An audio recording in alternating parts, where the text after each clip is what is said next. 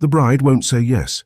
She's standing at the altar of Notre Dame Cathedral, 19 years old, Princess of France, thousands of people watching. The cardinal asks if she takes this man to be her husband. Silence. He asks again. Nothing. The groom shifts uncomfortably.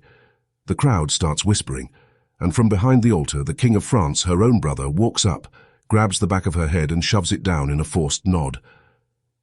That's the blessing this marriage receives, a shove from a king. Nobody knows it yet, but in 6 days almost everyone in this cathedral will be dead. The guests will be hunted through the streets like animals. The groom will watch his friends butchered in front of him. And the Seine River will be so clogged with corpses that people downstream won't drink the water for 3 months. This is the St. Bartholomew's Day massacre, the royal wedding that became a slaughter, the night France drowned in blood. Let's go back to Paris, August 1572, and let's meet the woman who thought a wedding could stop a war. Catherine de' Medici wasn't born to rule anything. She was a 14-year-old Italian girl, shipped to France as a political bride. Her husband ignored her. The court mocked her accent. When he died in a jousting accident, she was left with 4 weak sons and a kingdom tearing itself apart. Catholics versus Protestants. 3 civil wars in 10 years. Massacres in the streets, assassinations at dinner tables. Catherine tried everything. Peace treaties that collapsed, playing factions against each other. Watching her children take the throne one by one, each too young, too sick, or too unstable to rule alone. Now her second surviving son, Charles IX, wore the crown. He was 22, prone to violent rages, emotionally shattered, and lately he'd been slipping out of her control. Because someone else had his ear. Admiral Gaspard de Coligny was the most powerful Protestant in France, a military genius, a master politician, and somehow he'd convinced the young king to trust him. Charles had started calling Coligny father. Catherine watched this happening. She watched her son pulling away. She watched Coligny pushing for a war with Spain that could destroy everything she'd built. So she made a decision. If she couldn't beat the Protestants, she'd marry into them. Her daughter Margaret would wed Henry of Navarre, the Protestant prince, the Huguenot champion. Peace through love, unity through marriage. It was desperate, it was brilliant. It was about to go catastrophically wrong. August 18th, 1572, thousands of Protestants pour into Paris. They come for the wedding. They come in their finest clothes, with armed escorts, with confidence. The most powerful Huguenot nobles in France, all gathered in one city. A Catholic city, a city that hates them. The harvests have failed, taxes are crushing, and now the king is throwing a lavish party for heretics, spending fortunes while Parisians starve. Catholic preachers are screaming from their pulpits. The Protestants are a plague, a curse from God. If they're allowed to stay, Paris itself will burn. The Parliament boycotts the wedding. The Pope refuses to bless it. The cardinal performing the ceremony doesn't know if he's damning his own soul. And because Henry of Navarre is Protestant, he can't even enter Notre Dame during the Mass. He has to wait outside with his men while a stand-in takes his place at the altar. This isn't a wedding. It's a hostage exchange dressed in velvet. But the Protestants don't see the danger. They're too busy celebrating. They mingle with Catholic nobles at banquets. They dance at balls. They walk the streets like they own them. One of Henry's advisors has positioned 4,000 Protestant troops just outside the city walls, just in case. The wedding ends. The parties continue, day after day of forced smiles and simmering hatred. 4 days pass. Then someone pulls a trigger. August 22nd, late morning. Admiral Coligny is walking home from a meeting at the royal palace. He's thinking about his plans, his influence over the king, the war with Spain that's finally within reach. He turns into a narrow street. A window opens above him. At the exact moment the shot fires, Coligny stops. Some say he bent to adjust his shoe. Others say someone handed him a letter. Whatever the reason, he turns, and the bullet that should have killed him tears through his arm instead. He staggers, doesn't fall. His men storm the building. They find a smoking gun propped on the windowsill. The assassin is already gone, escaped through a back door onto a waiting horse. The gun is traced to the Duke of Guise, the leader of the Catholic faction, the man who's wanted Coligny dead for a decade. Within hours, Protestant nobles are storming into the Louvre Palace. They interrupt Catherine de' Medici at dinner. They're screaming, making threats. If the crown doesn't punish whoever did this, they'll handle it themselves.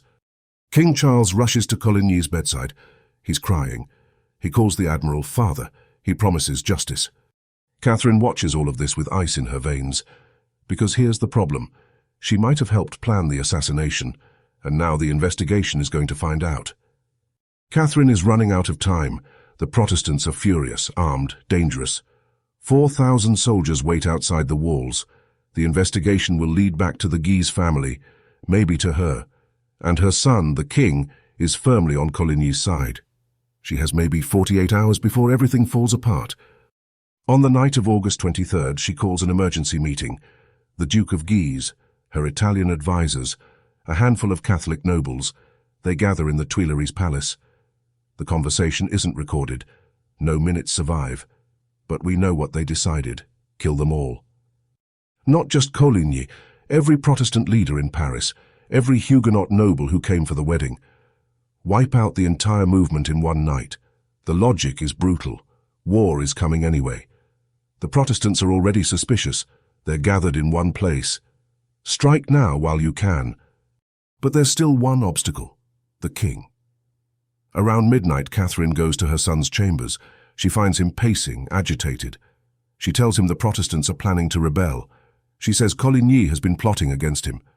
She paints a picture of soldiers storming the palace, of his own murder. Charles resists. He promised Coligny protection. Catherine pushes harder. Other advisors join in. They hammer at his fears, his paranoia, his desperation for approval. And then something inside the young king breaks. "Kill them all," he allegedly screams. "Kill them all so that none will be left to reproach me." The Duke of Guise starts handing out assignments. Kill lists are drawn up. White crosses are distributed. Wear them on your hat, tie them around your arm, so the killers can find each other in the dark. The signal will be the bells of Saint-Germain-l'Auxerrois. All they have to do now is wait for dawn. Just before sunrise on August 24th, the feast of St. Bartholomew, the bells begin to ring. The Duke of Guise moves first. His men break down the door to Coligny's lodgings. They cut through the servants. They climb the stairs. Coligny is still bedridden from his wound. He hears them coming. He knows what's about to happen. When the assassin bursts into his room, Coligny is on his knees praying. "Are you the admiral?" Coligny looks up at the young German mercenary standing over him. "You should respect my old age." The sword goes through his chest. He falls. The other soldiers hack at his face until it's unrecognizable. Below in the courtyard, the Duke of Guise is waiting. "Throw him down." Coligny's body crashes through the window and lands at the Duke's feet. Guise wipes the blood from the ruined face, confirms the identity. Then he turns to his men and shouts, "It is the king's command." The body is castrated, decapitated, dragged through the streets by a mob. Children kick it through the mud. What's left gets strung up on the public gallows, where Parisians will light fires beneath it for days. But here's the thing. Coligny was supposed to be the end of it. He wasn't. The plan was surgical. Kill the leaders, 2, maybe 3 dozen nobles, decapitate the movement and be done. But the bells sent a different message. The bells said, "The king wants them dead, all of them." And Paris listened. Catholic mobs pour into the streets. They break down doors. They drag people from their beds, men, women, children, anyone who prays the wrong way. The killers wear white crosses so they can recognize each other. Chains are strung across streets to cut off escape. The screaming doesn't stop. A goldsmith named Thomas Croisier becomes famous for his efficiency. His house has a trap door that opens directly over the Seine. He lures Protestants inside with promises of safety, kills them, and drops the bodies through the floor. This isn't soldiers killing enemies. This is neighbors killing neighbors. People who've lived on the same streets for years, done business together, watched each other's children grow up. Now one has a sword, and the other has a white cross on their door. The Seine fills with corpses. Carts rumble through the streets all day, collecting the dead. Workers will later fish 100 bodies from the riverbanks downstream, and that's just what washed up in 1 week. By midday, King Charles issues an order to stop. No one listens. By evening, he issues another order. Still nothing. The monster he released won't go back in its cage. In the Louvre Palace, Henry of Navarre is watching his world end. The Protestant groom. The man this wedding was supposed to celebrate. He's been trapped inside while his friends are hunted through the halls. His personal servants are murdered in front of him. Men he's known for years cut down steps from his bedroom. Henry is spared, but only because of his royal blood. The king's new brother-in-law is too valuable to kill. Instead, they give him a choice: convert to Catholicism right now, or die. Henry kneels. He recites the words they tell him to recite. He becomes Catholic at sword point while the blood of his people dries on the palace floors. He has no way of knowing it yet. But this broken young man, this forced convert, this survivor of the worst massacre in French history, he's going to become the most beloved king France has ever had.